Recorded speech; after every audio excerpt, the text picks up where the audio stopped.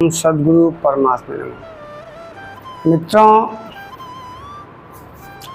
हमने छठवां अध्याय षष्ठम अध्याय का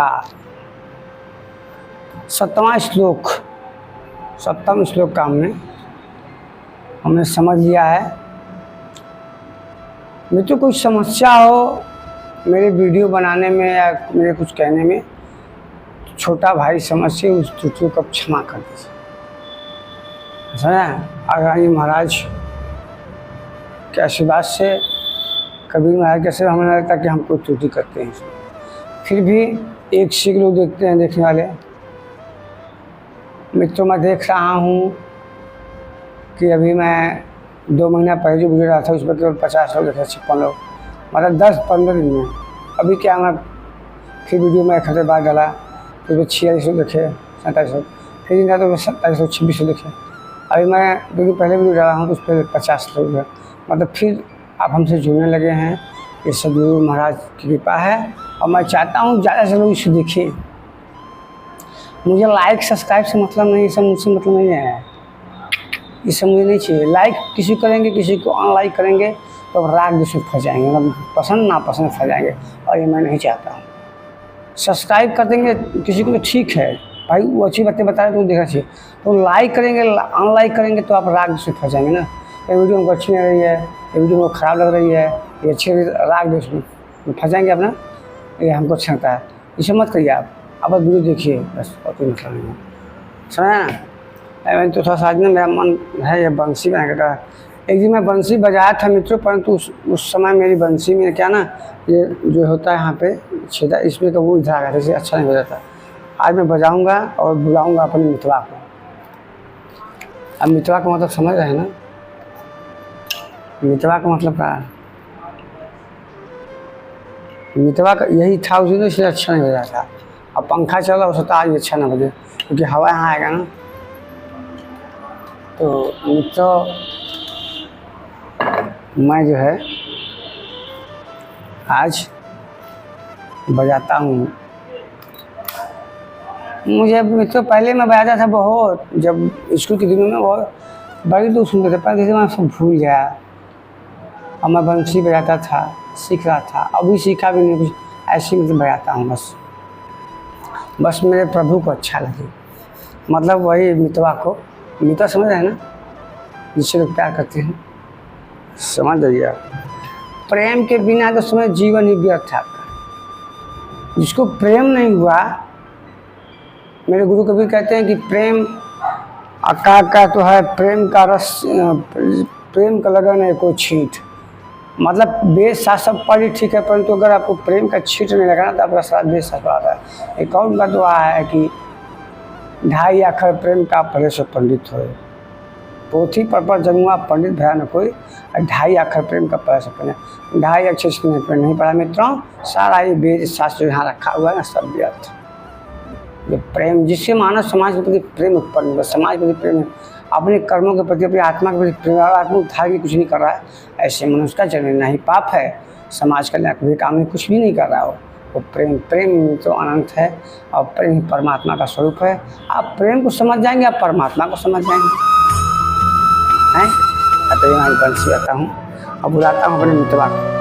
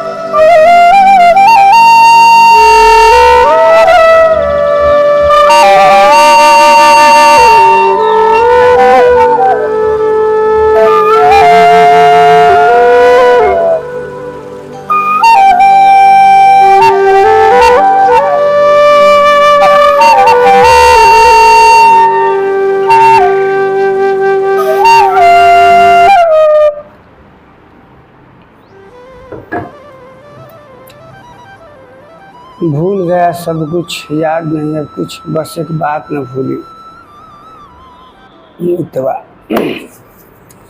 तो मित्रों आते हैं और हम, ये तो गर्मी है, थोड़ा ठीक है, पंखा चला था, लेकिन बहुत गर्मी पड़ा था।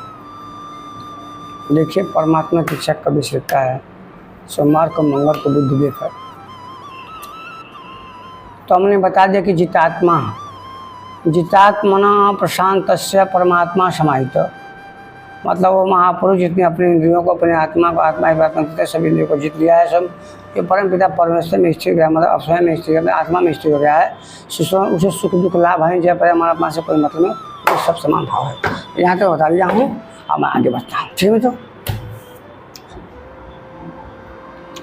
ज्ञान विज्ञान तृप्त आत्मा कुटस्थो विजित इंद्रिय युक्त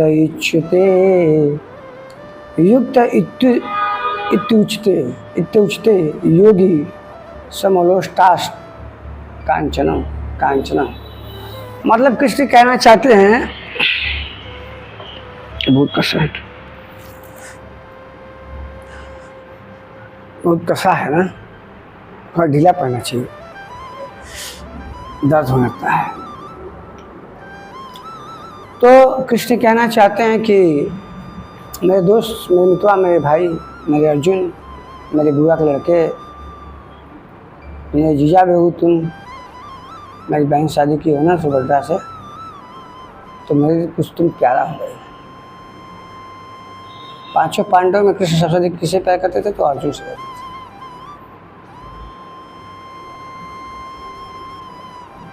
अर्जुन ने लव मैरिज भी किया है, एक तो बाहुबल मतलब गट्टा के बल पे लाया ना द्रौपदी को, उसको राक्षस विवाह करते हैं मित्रों। जब समाजशास्त्र पढ़ेंगे, मैं समाजशास्त्र पढ़ा मित्र में, तो जो वो विवाह हुआ है जो अर्जुन का, वो राक्षसी विवाह में आता है। जो बल से किसी को लाया जाए किसी स्त्री को, उसको राक्षस विवाह करते हैं।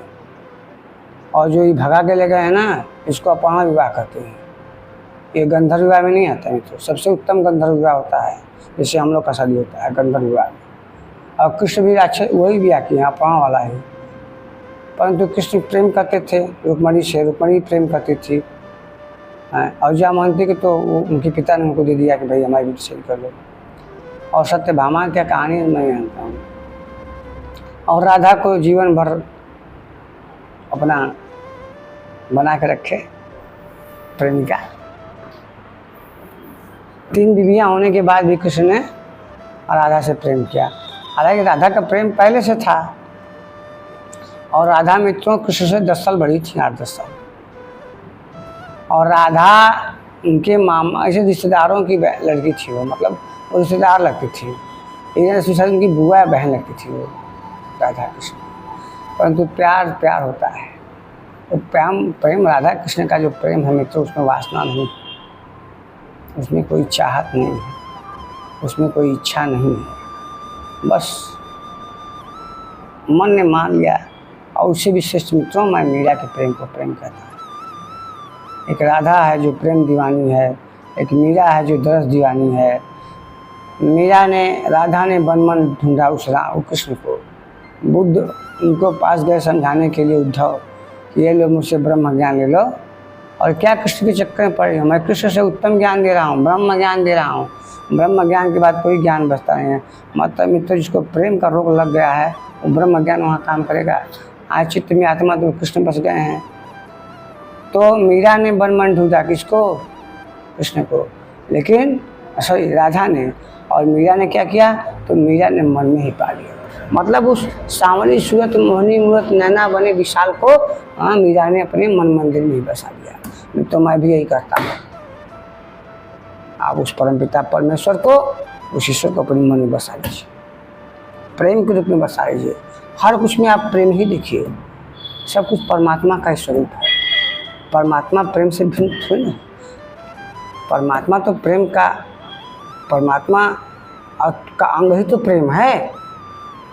जहाँ सब कुछ देने की भावना हो, समर्पण की भावना हो, जहाँ कोई आकांक्षा ना हो, कोई इच्छा ना हो, कोई कामनाएं, कोई तृष्णा नहीं है, वो परम पिता परमेश्वर ने वह करता होते हुए मित्रों, करता होते हुए करता है। उसने सृष्टि की रचना किया, परंतु वो किसी से नहीं कहता कि आप मुझे सब मेरा भजन करो, मेरा कीर्तन करो। क्यों करो? मेरी में स्त्री ने क्यों कहता है? कभी नहीं कहता है। तो उसके अंदर समर्पण है, प्रेम है हमारे प्रति, इस जीवात्माओं के प्रति। इसी प्रकार आप किसी से प्रेम करते हो, किसी लड़की से प्रेम करते हो, किसी से आप प्रेम करते हो, तो उसको समर्पण रहिए, आप समर्पित रहिए, उससे कुछ भी पाने की इच्छा मत रहिए, उसको हमेशा मुक्त किए रहिए, उसमें कोई बंधन, कोई आरोप मत लगाइए मित्रों। ऐसा मेरा परमपिता परमेश्वर।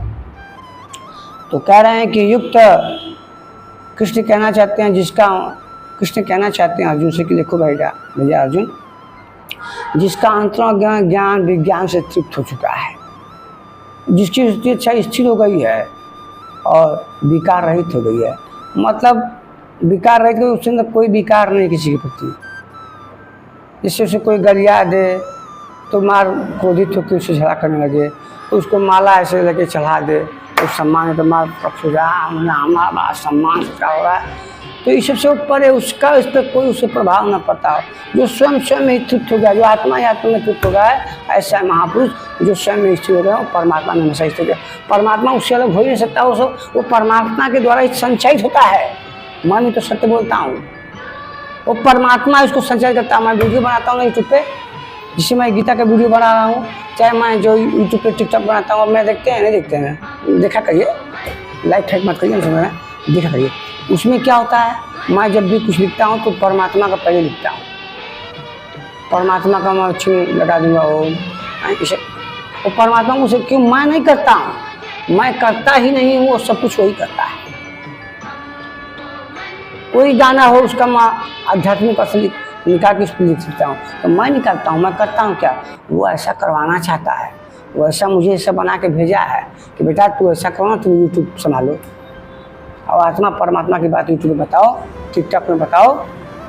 मैं करता हूँ क्या, मैं कौन होता हूँ करने वाला, वो इतना बड़ा करने वाला है, उसके सामने मैं क्या हूँ, एक बूंद के समान हूँ।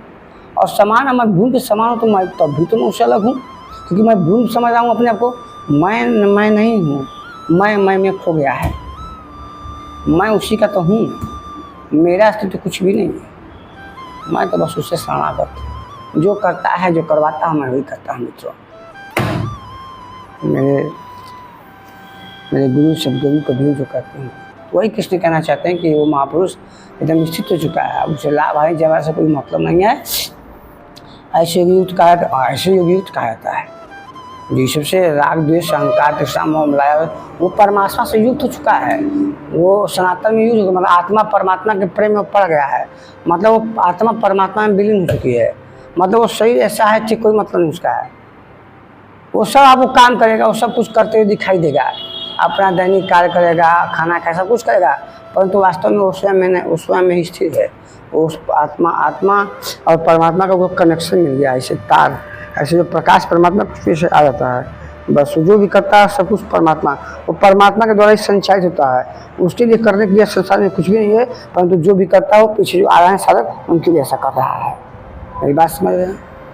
जो साधक आ रहे हैं इसलिए वो ऐसा कर रहा है, उस गीता पढ़ रहा है, गीता की बात समझा रहा है, ध्यान कर रहा है, समाधि ऐसे ध्यान करता है, इसलिए कर रहा है कि जो पीछे साधक हैं लगे हुए देख रहे हैं कि गुरु जी करते ना करते हो, जो गुरु जी ना करे तो हम क्या करिए, यही बदे वो करत हो। वो परमात्मा संचालित उसको कर रहा है, मैं तो मैं नहीं बोल रहा हूँ, वो बोल रहा है अंदर से ऊपर से, हम जबान चल रही बस। अब देखिए क्या क्या बोल रहा हो। तो परमात्मा उसको क्या करता है, उस महापुरुष को, उस योगी को, उस संत को संचालित करने लगता है। अब उसके लिए कुछ भी करना शेष नहीं है। संसार में ऐसा कोई चीज़ है जिसको प्राप्त करना चाहे प्राप्त न करे। कौन? जो एकदम ध्यान में दृष्ट हो गया है, जो योग में एकदम समाविष्ट हो गया है, जो उसके जो चित्तवृत्तियाँ हैं वो उसका निरुद्ध हो गया है। मेरी बात समझ, चित्तवृत्ति समझ रहे हैं? नहीं समझ रहे। चित्तवृत्ति का मतलब था मित्रों, मैं मनोविज्ञान पढ़ा हूँ, तो मनोविज्ञान में क्या मतलब जो वैज्ञानिकों ने रिसर्च दिखा है 14 प्रकार की मनोवृत्तियाँ होती हैं मनोविज्ञान के अनुसार, लेकिन यहाँ अनंत प्रकार की होती हैं। अध्यात्म जाएंगे तो बहुत अध्यात्म होता है, जहाँ से विज्ञान समाप्त होता है वहाँ से अध्यात्म प्रारंभ होता है मित्रों। मेरी बात समझ है? तो चित्तवृत्तियाँ का निरोध करके वो ध्यान में समाविष्ट हो चुका है। और परंतु जो समाविष्ट हो गया है, जो चित्तवृत्ति का निरोध कर, तो निरोध का भी जो निरोध हो जाए वहाँ उस स्थिति में पहुँचा हुआ साधक उस परमात्मा से तद्रुप होता है। मेरी बात समझ रहे हैं? नहीं समझ रहे? मैं कहना चाहता हूँ कि परम पिता कहना चाहते हैं कि जिस महापुरुष का चित्रवृत्तियाँ हैं, जो यहाँ जा रहा है मन, वहाँ जा रहा है, यहाँ जा रहा है, लोभ माया लालच में, ध्यान में, ये सब क्या उसको जा रहा है ना, उन मन वृत्तियों को रोक के जो उसका निरुद्ध कर दिया, उसको समाप्त कर दिया, और जो समाप्त के बाद जो उसकी चेतना बची है उसका भी निरुद्ध हो चुका है। मतलब उसको आभास ही नहीं कि मैं क्या हूँ। मेरी बात समझ रहे हैं? मेरी बात समझ रहे हैं? तो उसका भी आभास उसको ना हो, वो जो चेतन उसके अंदर उसका भी उसको आभास ना हो, वो चेतन भी परमात्मा से कनेक्ट हो चुका है। बात समझा ना? वो कर चुका, इसका भी निरुद्ध हो चुका है, वो समाप्त, वो मिल चुका है, उसका सब कुछ नाश हो चुका है, वो स्वयं में स्वयं कुछ भी नहीं है, वो जो है परमात्मा का प्रकाश ही, वो प्रकाश ही प्रकाशित हो रहा है। मेरी बात समझ रहे हैं? ऐसे महापुरुष उस परमात्मा से तद्रुप होते हैं। जैसे कबीर, भगवान बुद्ध, कृष्ण कहते हैं ना कि मैं, हे अर्जुन, इस संसार में, इस तीनों लोकों में ऐसा कुछ भी नहीं जिसे मैं प्राप्त करना चाहूँ और प्राप्त न कर सकूँ, परंतु मैं क्या करता हूँ, मैं कर्म करता हूँ, मैं निस्वार्थ भाव से कर्म योग करता हूँ। मैं इसलिए कर्म योग करता हूँ, अगर ये मैं कर्म योग नहीं करूँगा तो समाज मुझे ही दृष्टांत मान के, मेरे आदर्शों का पालन करके कर्मों का त्याग कर देगा और कर्म चक्र ठहर जाएगा, और जब कर्म चक्कर ठहर जाएगा तो संसार रुक जाएगा, और ये मैं नहीं चाहता हूं। ऐसा कृष्ण कहना चाहते हैं। मेरी बात सुना ना? इसलिए कृष्ण को ऐसा करना पड़ रहा है, कृष्ण को गीता ज्ञान देना पड़ रहा है, कृष्ण को योग साधना करनी पड़ रही है, कबीर को योग साधना करनी पड़ी है, लोगों को समझाना पड़ रहा है, भगवान बुद्ध को समझाना। जो भगवान बुद्ध जब आप स्वयं में स्थित हो गए, जब आपने आत्मस्वरूप को जाना, अपो दीपो भव, जो स्वयं को जान गए हो, वो सब समझ गए, तो क्या किए? उन्होंने प्रचार प्रसार किया। क्यों? क्योंकि जो पीछे साधक आ रहे हैं, जो परमात्मा को जाना चाहते हैं, जो सबको जाना, तो कौन बताएगा? जो वहाँ पहुँचा होगा, उस परमात्मा से भेंट उसका हो गया, तभी तो परमात्मा उसको निर्देश कर रहा है। मेरी बात समझ रहे हैं ना? तो बस वही है, तो करना पड़ेगा। ये मैं गीता नहीं अपने लिए पढ़ रहा हूँ, मैं अपनी गीता पढ़ता ही नहीं, मेरे गीता पढ़ने से न पढ़ने से मेरा कोई लाभ हानि मुझे कुछ होने वाला नहीं है। क्यों? क्योंकि मैं इसलिए ऐसा करता हूँ, जो पढ़ते हैं गीता का ज्ञान, जो साधना करते हैं, खुद भी करते हैं, जो भी करते हो, तो इस गीता के माध्यम से दो चार लोग समझ जाए उसको, बस मेरा तो हो गया, बस कार्यक्रम खत्म। और अपने कर्म को मैं निस्वार्थ भाव से कर पाऊँ, मैं किसी का काम करूँ तो उसको परमात्मा का स्वरूप समझ के, परमात्मा की समझ के उसको काम करूँ, और उस परमात्मा के जो मैं कर्म कर रहा हूँ उसमें कोई फल न मिले, मैं उसकी इच्छा न करूँ, अपेक्षा न करूँ, ऐसा भाव करके उसकी सेवा भाव से मैं कर्म करूँ, और जो मेरे कर्म से जो अपराध होगा वो मुझे मिलेगा, और मुझे अपराध का भी चिंता नहीं है, और न मुझे फल का चिंता है।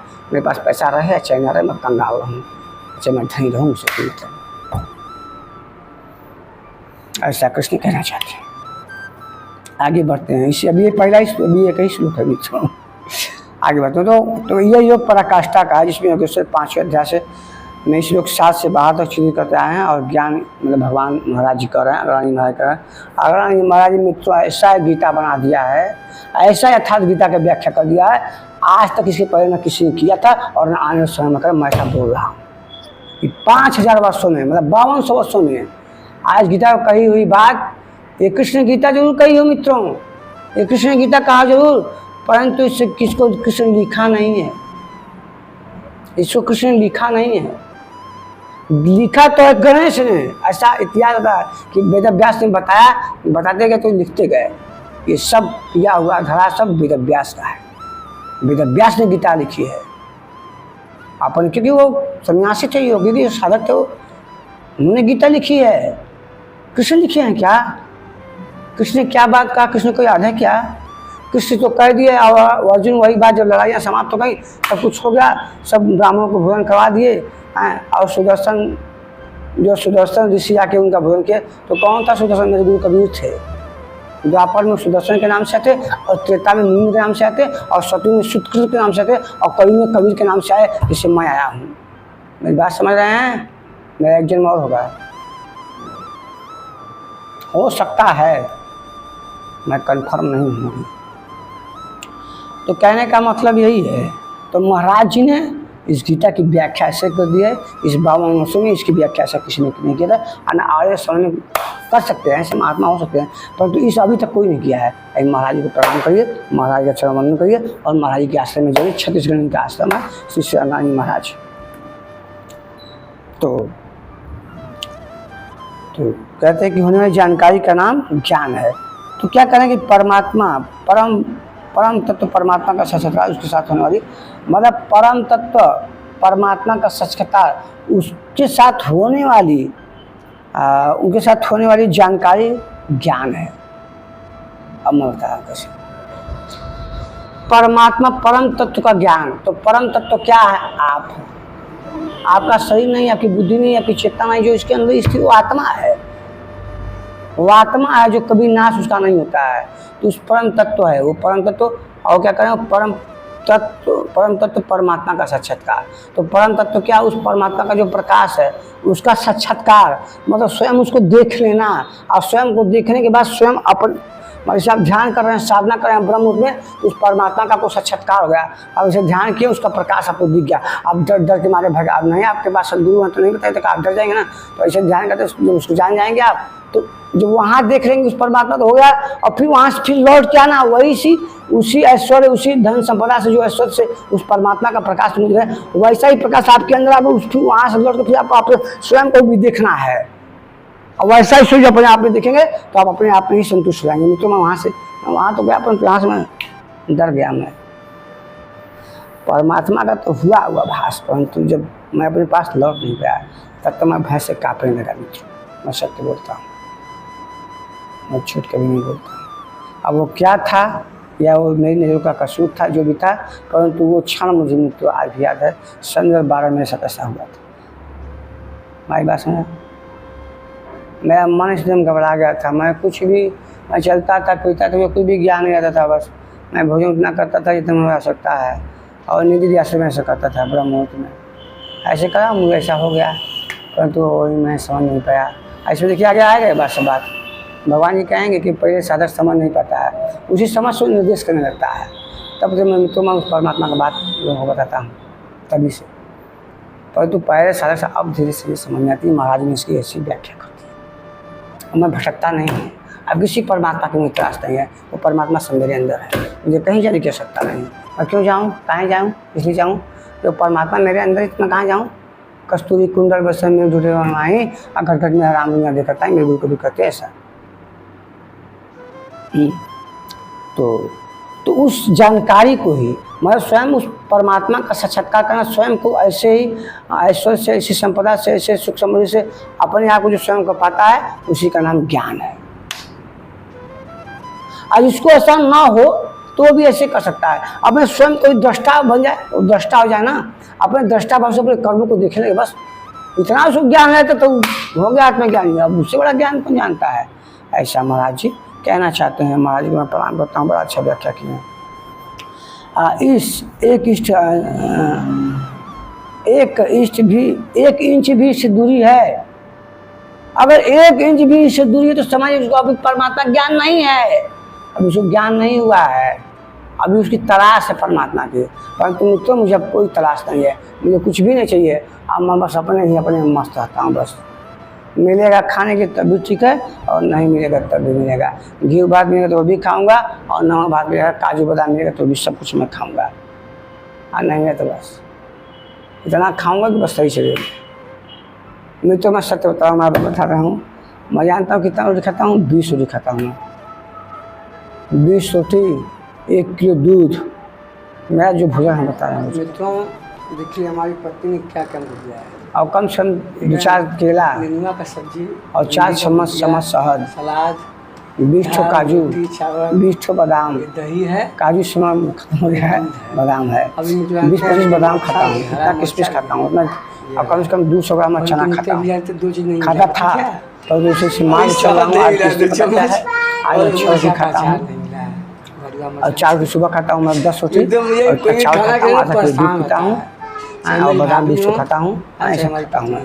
आज किसी बता देती हैं परंतु तो मैं कितना कम कर दिया हूँ। और महाराज जी बताएंगे कि गुरु महाराज बताएंगे कि इतना भोजन खाते हैं अपना 4 साल की एक योगी को साधक को परमात्मा के मार्ग जो है वो कितना खाना चाहिए, तो उसको जितना खाता है 5 रोटी खा रहा है तो 2 रोटी कम है 3.5 किलो खाया।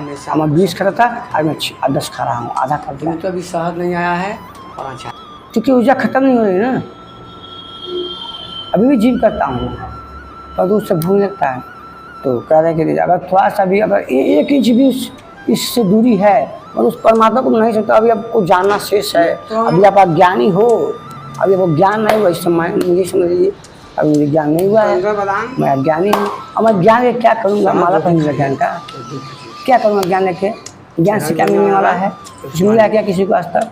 मुझे नहीं चाहिए ज्ञान, मुझे बस प्रेम चाहिए। प्रेम जगत का सार मित्र, बस मुझे प्रेम चाहिए, मुझे भक्ति चाहिए।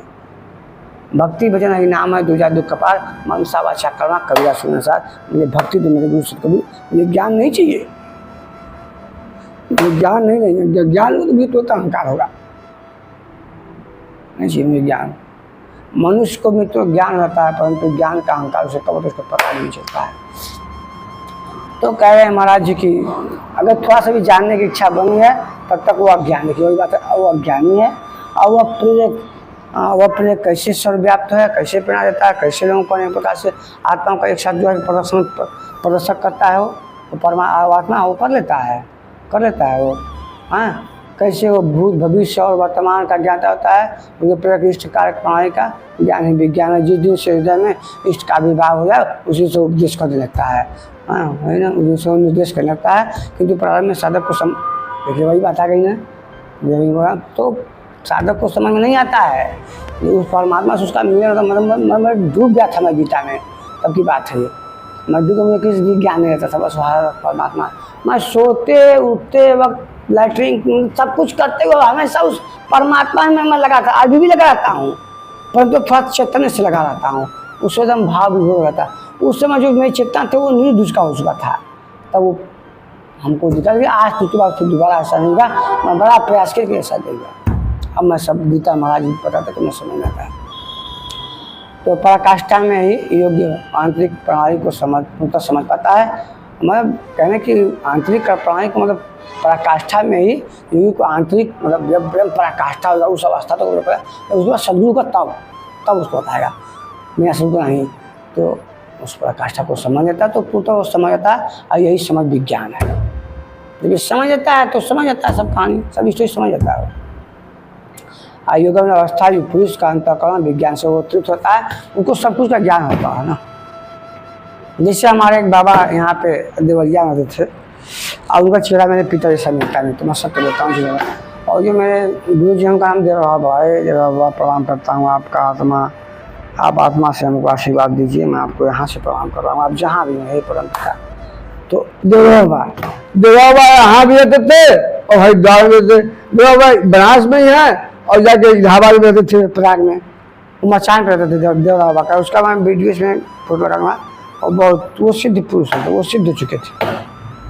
जैसे यहाँ के पड़ाव के बाबा हैं श्री श्री अगेश्वर पीठ वाले भगवान अरुतराम, और उनके जो के जड़ पूरा हैं, जो अगेश्वर के जड़ हैं, कीनाराम बाबा की जय हो। कीनाराम बाबा, मैं तो वहाँ पेपर दिया हूँ, सारे बच्चे उनका पास सब उनको चाह के भैया आए कीना बाबा हमके पास करके। हम मैं नहीं कुछ करता था, माँ बाबा जाके उनको देखता था और जानते मित्रों मैं पास हो गया। बस इनका आशीर्वाद से मैं पास हो गया उस महापुरुष से पढ़ा। तो कीना कीना सब कहे कालू कहे न कोई, आ कालू कीना एक भय राम करे सो हुए। कालू ना यही बनारस के थे तो वो भी सिद्ध महात्मा थे। तो लोग कीना का नाम बड़ा नाम था उनका, कीना बाबा का पूरे बनारस के यहाँ तक बड़ा उनका नाम था। तो लोग कहे वो कालू बात थे तो कहते कालू कालू कीना कीना सब कहे कालू कहे न कोई, आ कालू कीना एक भय राम करे सो। मतलब कालू कीना एक ही है, मतलब वो परम तत्व को दोनों प्राप्त हो चुके हैं और जो लोग कीना राम को भज रहे हैं जान मुझे नहीं जानते हैं, ऐसा ऐसा बात। और उन्हीं कीना बाबा का मैं क्या और आपको दुआ सुनाता हूँ। वो कहते थे कि चा चमारी 24 सौ चंद और तू तो पूरा ब्रह्म था, चा न होती बीच। ओम कीनाराम बड़ा मित्रों, कीनाराम महाराज जो हैं उन्हीं के वंश के लड़के हैं, यहाँ पे रहते हैं बनारस में। उनका नाम है समीर सिंह एडवोकेट, और मुझे जानते हैं, मैं भी उन्हें जानता हूँ, काफ़ी दिनों से जानता हूँ। मेरे भैया हैं उनको, और वो मैं सब वीडियो देखते हैं और बहुत अच्छा, वो बहुत प्यार करते हैं, वो समझ रहे हैं ना। उन्हीं के परिवार के हैं वो, उन्हीं के 10वीं पीढ़ी में वो हैं, और लोग वहाँ उनका जन्म उत्सव मनाते हैं। तो चा चमारी चूड़ी, चा क्या है, इच्छा क्या है, तृष्णा क्या है। मेरे गुरु कबीर कहते हैं कि इच्छा का त्याग करो, भगवान बुद्ध कहते हैं कि तृष्णा का त्याग करो, और वो कह रहे हैं चा की त्याग करो। बात तो ये कही है ना, तो चा चमारी है। चा क्या है, चमड़े से भी नीचे हो। चमड़े का मतलब यहाँ चमार से मैं वही बोल रहा हूँ, मैं चमार की बात नहीं कर रहा हूँ। चमार मेरे गुरु रविदास के सब संसार पूरा चमड़े का, सब तो चमार है, सबका तो चमड़ा है, और सब तो कह रहे हैं वो हैं, किसी को चमार कहेंगे आप, तो सभी तो चमड़े का है, तो सब तो चमार है कि नहीं है, हड्डी मांस चमड़े सब बना था। तो कहते हैं चाह जो इच्छा है, जो कामनाएं है, चाह है, वो चमड़े से नीचे है। चाह चमारी, चमारी चूड़ी से भी, चुहिया से भी नीचे है। 100 नीचे नीचे, ये 100 नीचे से नीचे इच्छा है। इच्छा का त्याग कर दो। बस मेरे गुरु वही बात कहते हैं कि जिसको कछु चाहिए वही संसार, बस कुछ का छोड़ दीजिए, बस हो गया। अब परमात्मा प्राप्त, परमात्मा सब संचालित हो रहे हैं। बस अब कुछ, बस परमात्मा आपको चाहिए, बस परमात्मा से कुछ चाहिए नहीं करिए, बस हमको कुछ नहीं चाहिए, हमें बस परमात्मा चाहिए। बस परमात्मा विवश रहेगा, कहे अच्छा बेटा आओ, अरे बड़ा बढ़िया लड़का यार, आओ बाबू शर्मा जी आओ, बस जाएंगे मस्ती करेंगे मैं अपने गुरु के पास। सब लोग कहने का भाग यही मित्रों, अब यहीं पर मैं इसको समझता। ऐसे प्रकार योग युक्त पुरुष की स्थिति का निरूपण करते हुए पुनः करते हैं। आप पुनः हम कल बात करेंगे। और मुझे कई श्लोक का परम पिता परमेश्वर ओम प्रभुयाय नमः, ओम सद्गुरु महाराज की जय हो, ओम परम पिता परमेश्वराय नमः, ओम सद्गुरु महाराज परमात्मा। तो जितने कष्ट हम अपने गुरु को दे